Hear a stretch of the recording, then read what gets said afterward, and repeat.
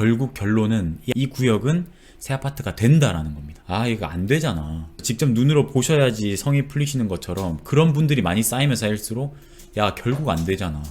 야, 다른 데가 더 싸잖아. 그러면은 프리미엄이 사라지면서 가격이 쭉 내려갑니다. 그러면 저 같은 사람들이 거기 가서 그걸 줍습니다. 투자는 이렇게 하는 겁니다.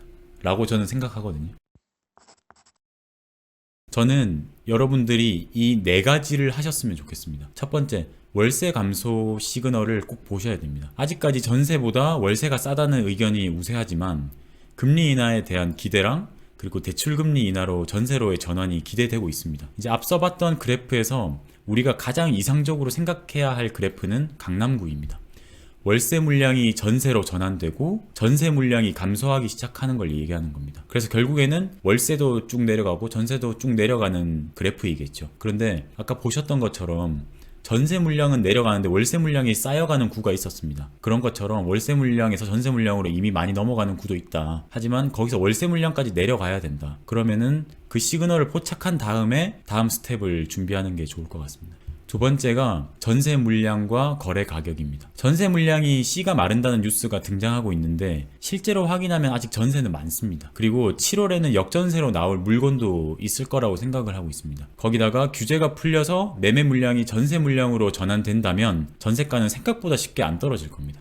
네. 그러나 이제 우리가 중요하게 생각해야 될 건 매매가의 저평가 여부거든요. 지금 여러분들이 비교를 하고 계시지만 지금 해야 될 건 보고서를 열심히 장수를 채워가면서 브리핑 자료를 만드는 게 아니라 가격을 한 번이라도 더 비교해보면서 봐야 된다. 그게 훨씬 더 중요합니다. 이제 갭 리딩을 할 거거든요. 갭이 어느 정도 붙어간다는 걸 계속 저도 보고 싶어가지고 그렇게 리딩을 할 건데, 그래서 선도단지라든지 투자를 준비해둔 단지의 매매가가 절대적으로 싸다면, 그리고 그 입지가 3, 4급지라면 아직까지 허리 가격 아래에서 머무는 금매를 갭으로 투자할 수 있기 때문에 전세 물량과 거래 가격의 변화는 중요하다고 생각을 하고 있습니다. 세 번째는 갭 리딩입니다. 이제 이미 상급지의 물건들은 호가를 계속 올려서 내놓고 있습니다. 이제 내려놓고 자기가 빨리 팔아서 상급지로 가고 싶은 사람은 거의 없습니다. 왜냐면 매물이 부족하다는 걸 다들 인지하고 있습니다. 그래서 강남과 서초의 하이엔드 아파트는 이제 200억, 300억에 나오는 단지도 있는데 어딘가의 아파트들은 7억에서 10억을 하고 있다는 거예요.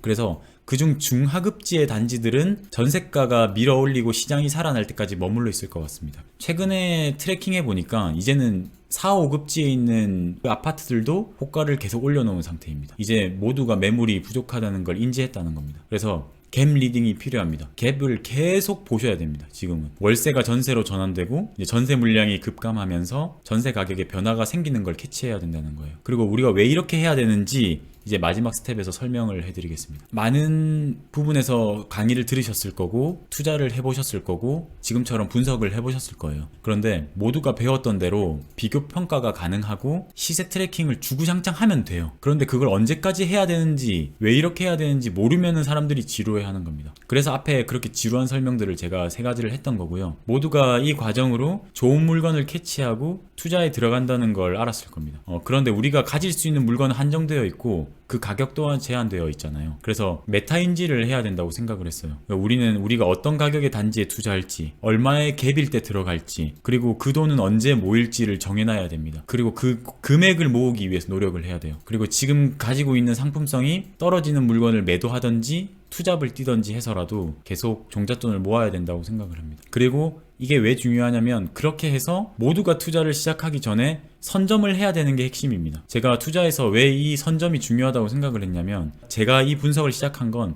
조금 투자금을 더 들이더라도 선점을 해야지 다른 투자자들의 시간과는 다르게 흘러가도록 할 수 있다는 겁니다. 그래야지 내가 매수를 할 때도 매도를 할 때도 주도권을 잃지 않을 수 있어요. 다른 사람이 들어갈 때 같이 들어가면 결국 매도할 때 또 밀려서 내 물건을 싸게 내려놔야 된다는 거거든요. 그래서 이렇게 투자단지 선점까지 꼭 해보셔라 하는 부분을 설명을 드렸습니다. 여기까지 할게요. 면목선이나 GTX, BC 같은 경우는 상당히 먼 일이잖아요. 그럼에도 그런 곳이 연결된 곳인 청량리역에 대해서 높은 가치를 부여하신다는 게 그게 어느 정도 기간을 뭐 보고 예측을 하시는 건지, 예를 들면 10년 후는 될 거니까 그거는 다 가수요를 발생시킬 만한 충분한 가치가 있다 이런 건지, 그런 게 좀 헷갈리더라고요. 저는 눈에 안 보이는 거는 잘 믿지를 못하겠어가지고 그게 궁금합니다. 조금 다른 예를 들어 보겠습니다. 청량리역이 아니라 재개발 재건축 단지에 대해서 한번 설명을 해볼게요.